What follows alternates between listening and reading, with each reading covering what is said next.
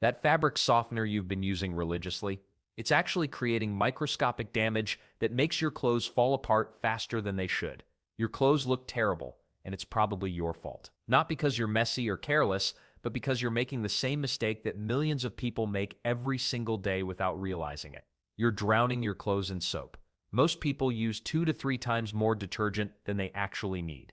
The logic seems sound, right? More soap equals cleaner clothes. But here's where things get weird. That extra detergent doesn't make your clothes cleaner, it makes them dirtier over time. When you pour that generous cap full of liquid detergent into your machine, something sneaky happens. The excess soap doesn't just wash away like you'd expect. Instead, it creates a sticky, invisible film that clings to your fabric fibers like glue. This residue becomes a magnet for dirt, dust, and grime. Every particle that touches your clothes gets trapped in this soapy coating, building up wash after wash. Your washing machine starts working overtime trying to rinse out all that unnecessary soap. The motor strains harder, the cycles run longer, and your poor appliance ages faster than it should. Think about it. You're literally making your washing machine work 3 times harder for results that are 3 times worse. Makes sense, right? Then there's the texture problem. Ever notice how some clothes feel stiff and scratchy even after a fresh wash? That's the detergent buildup talking. Your soft cotton t-shirts start feeling like cardboard, your favorite jeans become uncomfortable.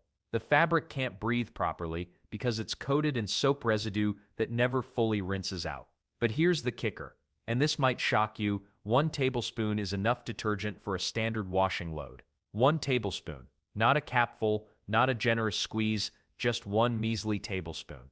That tiny amount contains enough cleaning power to handle a full load of moderately dirty clothes. The detergent companies aren't exactly rushing to tell you this. Why would they? They make more money when you use more product. Those measurement lines on the cap, they're suggestions, not requirements. And those suggestions happen to be very profitable for the manufacturers. Well, what about heavily soiled clothes?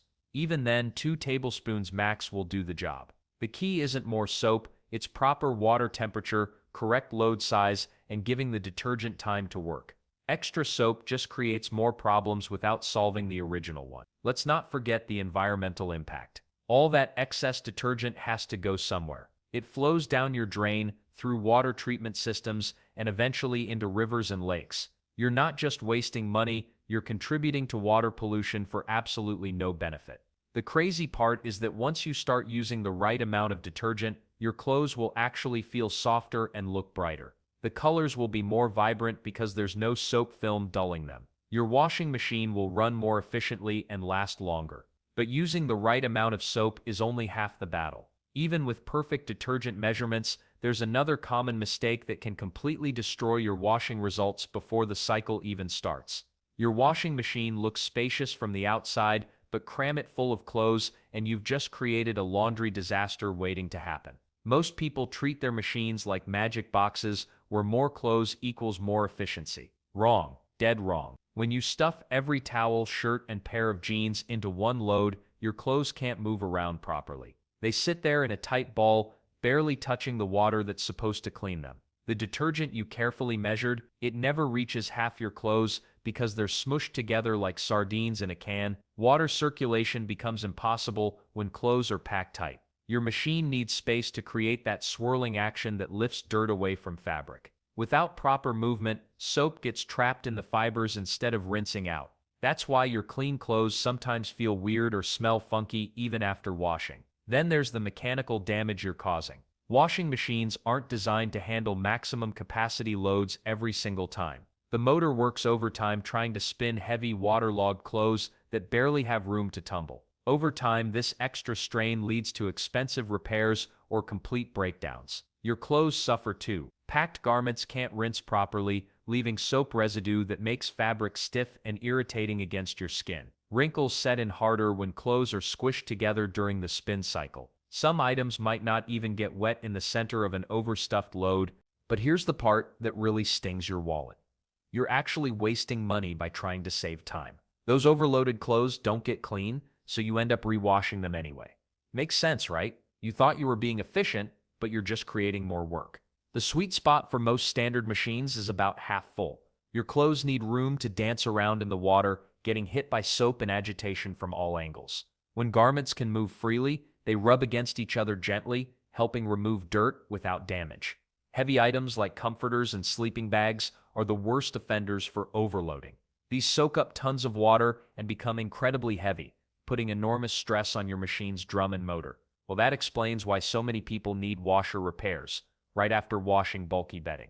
Large loads also prevent proper spinning, leaving clothes soaking wet when the cycle ends. Your dryer then works twice as hard to remove all that excess moisture, using more energy and taking longer to finish.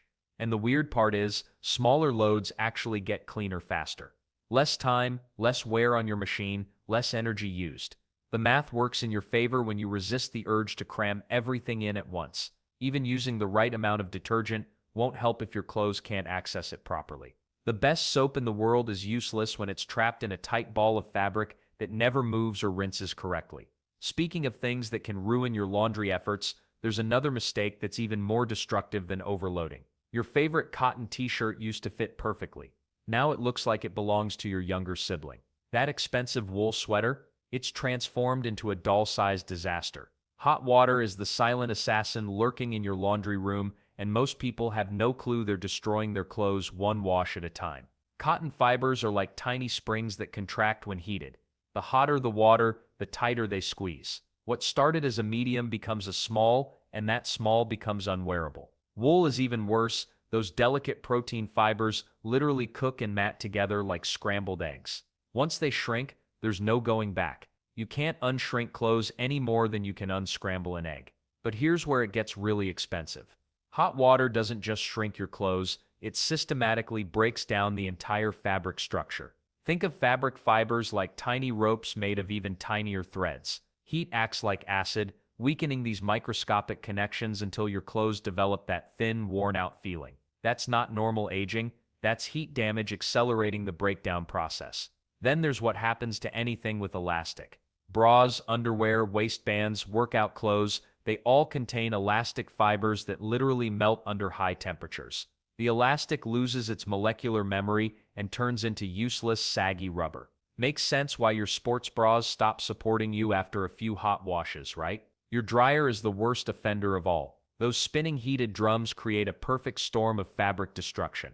Colors fade because the dye molecules get excited by heat and literally escape from the fiber. That's why your black clothes turn gray and your bright colors look washed out. The heat opens up the fabric structure like tiny doorways, letting the color molecules walk right out. Well, here's the plot twist that'll make you question everything you thought you knew about laundry. Most stains actually come out better in cold water. Hot water can set protein-based stains like blood, sweat, and food permanently into your fabric. Cold water keeps these stains loose and easier to remove. The detergent companies have spent decades improving their formulas to work effectively in cold water, but nobody got the memo. Your washing machine's hot water setting uses significantly more energy too, making your utility bills climb while simultaneously ruining your wardrobe. It's like paying extra money to destroy your own stuff. The irony is almost funny if it weren't so expensive. And the weird part is, most people associate hot water with cleanliness, like it's somehow more sanitary.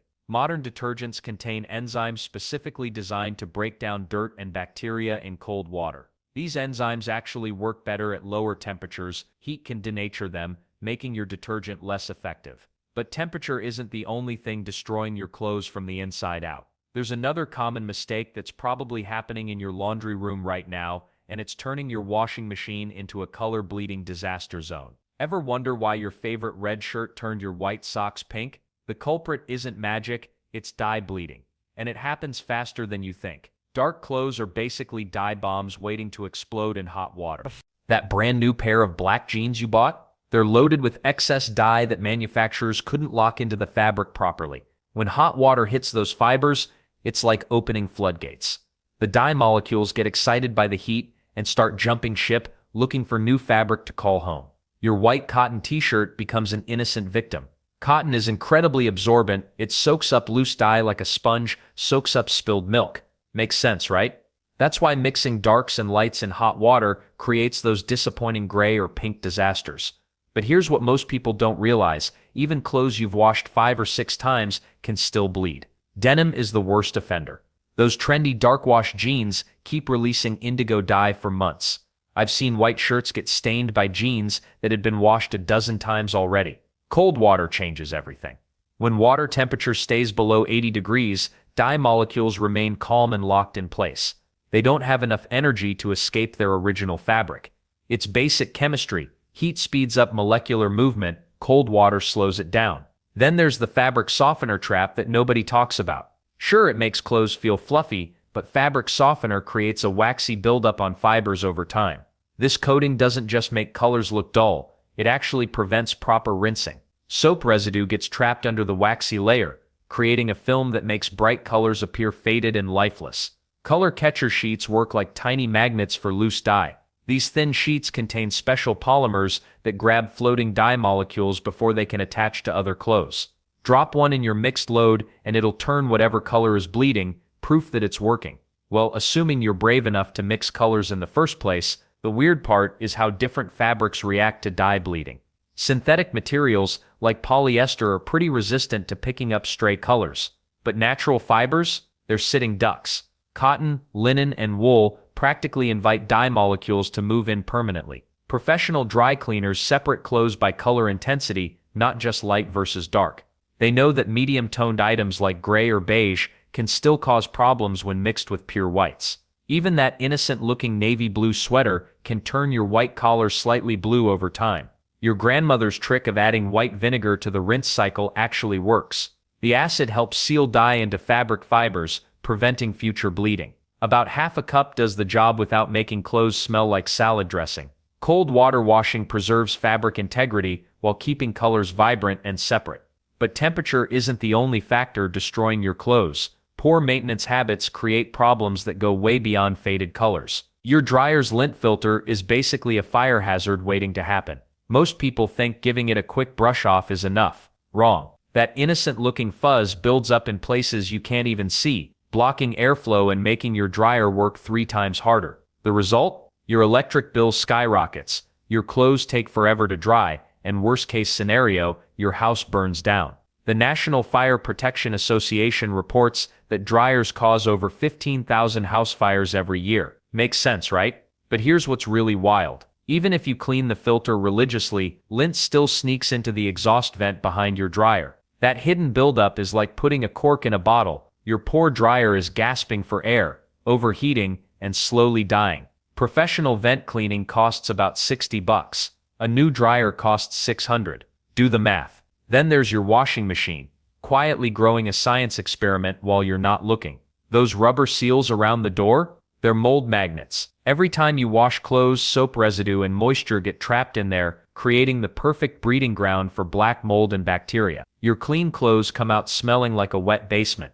The weird part is, people blame their detergent when the real culprit is their filthy machine. Running an empty hot water cycle with white vinegar once a month kills that nasty buildup. Leave the door open after each load so air can circulate. Otherwise, you're basically washing your clothes in a petri dish. Let's not forget about zippers. Those metal teeth are like tiny knives when they're left open during wash cycles. They snag delicate fabrics, create pulls in sweaters, and turn your favorite shirt into Swiss cheese. One carelessly opened zipper can destroy an entire load of clothes. Always zip up before tossing anything in the washer. Takes 2 seconds, saves hundreds of dollars. Well, here's something most people learn the hard way. Stains that sit around become permanent. That coffee spill on your white shirt? If you let it dry and set for days before washing, it's basically tattooed into the fabric forever.